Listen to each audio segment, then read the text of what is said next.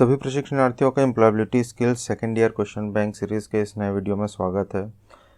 पिछले पार्ट तक हम लोगों ने 163 नंबर के क्वेश्चंस देख लिए थे। आज चालू करते हैं 164 से। सो द क्वेश्चन क्या कहता है आपका? So the question is an important document to carry when attending an interview. जब आप इंटरव्यू अटेंड करने जाते हैं तो एक डॉक्यूमेंट है जो आपको ले जाना कंपलसरी है। इसे हम कहते हैं रिज्यूम।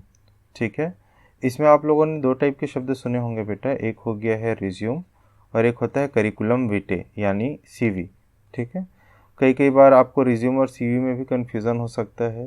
फ्रेशर्स बच्चे जो होते हैं वो रिज्यूम बनाते हैं और जो एकेडमिक एक्सपीरियंस्ड होते हैं, जो पढ़ाई लिखाई के क्षेत्र में आगे बढ़ गए हों, पीएचडी वीएचडी कर लिए हैं, बहुत रिसर्च पेपर पब्लिश किए हैं, उन लोग सीवी बनाते हैं। काम दोनों का लगभग सेम ही है।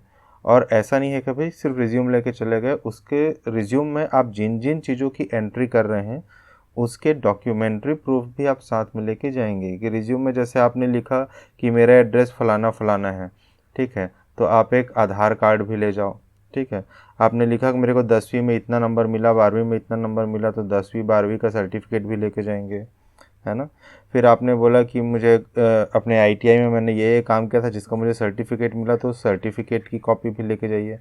ठीक, तो ये सब आपको लेके जाना है। ठीक है, next question 165। A blank is a summary of your personal experience, skill and educational history. Obvious सी बात है, इसका आंसर है रिज्यूम।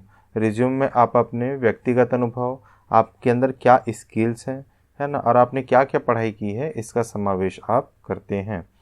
ठीक है, एक अच्छा रिज्यूम जो है वो आपको नौकरी पाने में बहुत सहायता करता है। Question number 166। The crucial step that all face while starting their career is. जब हम करियर की शुरुआत करते हैं, ठीक है, तो जो सबसे क्रूशियल स्टेप होता है वह क्या होता है? करियर की शुरुआत करते हैं तो खुश होते हैं, लेकिन सबसे शुरू में हमें क्या फेस करना पड़ता है? इंटरव्यू फेस करने के बाद ही आपको नौकरी मिलती है। इंटरव्यू के एटिकेट्स और इंटरव्यू में कैसे अपीयर करना है, इसके संबंध में हम लोगों ने वीडियो बनाया हुआ है। अगर किसी को उसमें कुछ ज़्यादा जानकारी चाहिए तो जाके देखिए। Question number 167। Proper communication with customers can help to retain customer. जब आप कस्टमर के साथ प्रॉपर कम्युनिकेशन करेंगे, प्रॉपर कम्युनिकेशन कैसे करेंगे, है ना, आप उनको ओपन एंडेड क्वेश्चन पूछेंगे, क्लोज एंडेड क्वेश्चन पूछेंगे, है ना, उनकी रिक्वायरमेंट क्या है पूछेंगे। ठीक है, जब आपके बीच प्रॉपर कम्युनिकेशन होगा, ठीक है, उनके प्रॉब्लम्स पे आप प्रॉपर फीडबैक देंगे, उनसे अच्छे से बात करेंगे, तो आपके कस्टमर जो है वो हमेशा आपके पास ही अपना काम कराने के लिए आएंगे। ठीक है, next question, question number 168। Customers generally blank when they have poor experience. ठीक है, कस्टमर को जब आपके पास पुअर एक्सपीरियंस होगा, जब उसका अनुभव अच्छा नहीं रहेगा, तो वो क्या करेंगे? वो आपके कंपटीटर के पास चले जाएंगे, वो दूसरी दुकान से सामान लेने लगेंगे, सीधी सीधी बात। ठीक, 169। ये सिर्फ दुकान वाली बात नहीं है बेटा, प्रीवियस क्वेश्चन में ये सर्विस सेक्टर वाली भी बात है। अगर सपोज आपने रेफ्रिजरेशन टेक्नीशियन से आपने आईटीआई की हुई है और आप एक ऐसी कंपनी के लिए काम करते हैं, ठीक है, आप कोई रैंडम, आपको किसी कस्टमर ने बुलाया, कोई भी कंपनी की उसके पास एसी है। जनरली लोग अपने परिचित के किसी को भी बुला के एसी बनवाते हैं। अगर आपकी एजेंसी से उन्होंने आपको बुलाया, उनका आपका काम उनको पसंद नहीं आया, ठीक है, तो ऑब्वियस सी बात है दूसरी एजेंसी के पास जाएंगे और उस कस्टमर से जितना आपको फ़ायदा होने वाला था डायरेक्टली इनडायरेक्टली, ना सिर्फ उस कस्टमर का पैसा, वह कस्टमर क्या है अपने संबंधियों को बताएगा, रिलेटिव को बताएगा, आसपास वालों को बताएगा, यार ये लड़का अच्छा है, इससे काम कराया करो, तो उतना वो सबका आपका नुकसान हुआ। ठीक, तो आपको बहुत अच्छा रिलेशन मेंटेन करना चाहिए कस्टमर्स के साथ। An employee comes late to the office every day. He is not punctual. Punctual मतलब कि जो समय का पाबंद होता है।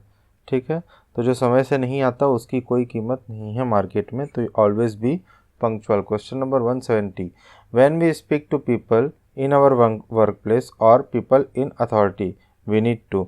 जब हम अपने कार्य क्षेत्र में लोगों से बात करें, कार्य क्षेत्र में, या फिर जो अथॉरिटी वाले पीपल है, जैसे कि आपके बॉस हो गए, आपके सुपरवाइज़र हो गए, है ना, तब हमको हमेशा कैसा बात करना है?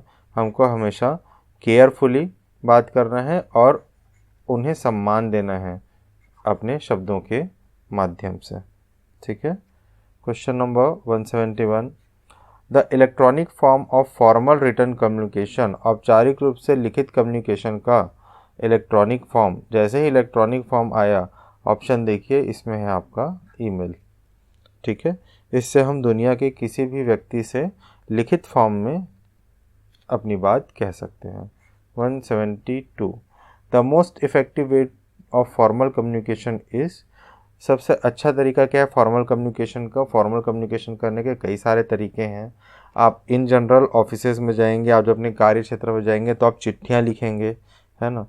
जैसे छुट्टी के लिए आवेदन पत्र, प्रमोशन के लिए आवेदन पत्र, इंसेंटिव बढ़ाने के लिए आवेदन पत्र, है ना। तो चिट्ठियाँ लिखना सबसे मोस्ट फॉर्मल कम्युनिकेशन है। लेकिन इन ऑप्शंस में जो दिया हुआ है उसके बाद बात करते हैं। चैटिंग करना नहीं, ट्वीट करना नहीं। अगर आपको छुट्टी चाहिए तो आप ट्विटर पे अपने एम्प्लॉयर को टैग करके ट्वीट नहीं करेंगे, है ना। टाइपिंग की जगह email. Email is analogous to application letter. आप जैसे लिखित आवेदन पत्र देते हैं उसकी जगह आप कंप्यूटर के माध्यम से ईमेल देंगे तो भी वही बात होगी। ठीक। 173, CC in the mail means, CC का फुल फॉर्म क्या होता है? Carbon copy. आप जैसे देखेंगे यहाँ पे, है ना, जैसे आपका ऐसा डायलॉग बॉक्स होता है जब आप न्यू मेल लिखते हैं, यहाँ पे आपका आता है मेल आईडी जिसको आपको भेजना है वो। ठीक है। यहाँ पे नीचे सीसी लिखा होता है और यहाँ पे नीचे बीसीसी लिखा रहता है। ठीक है।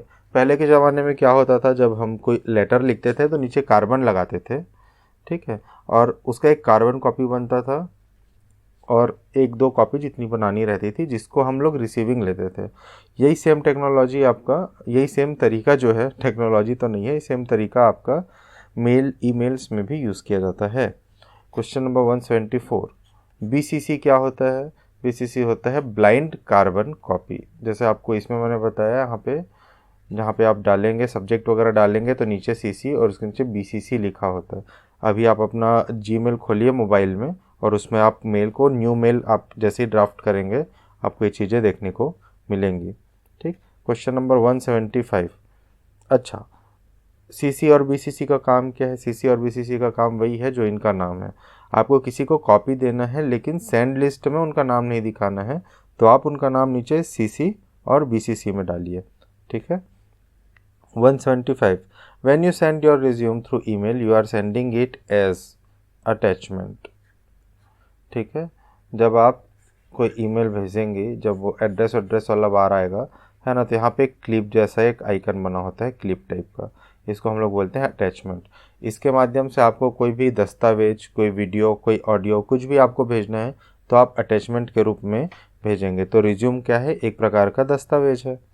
Question number 176, when your classmate is giving suggestions on your performance, जब आपका क्लासमेट जो है वह आपके परफॉर्मेंस के ऊपर आपको सजेशन दे रहा है, तो आप क्या रिसीव कर रहे हैं? किसी भी प्रकार का सजेशन जब आपको मिले तो वो क्या है? फीडबैक है आपके लिए। ठीक है। अच्छा, कस्टमर इंटरेक्शन नहीं है। एलिवेटर पिच क्या होता है?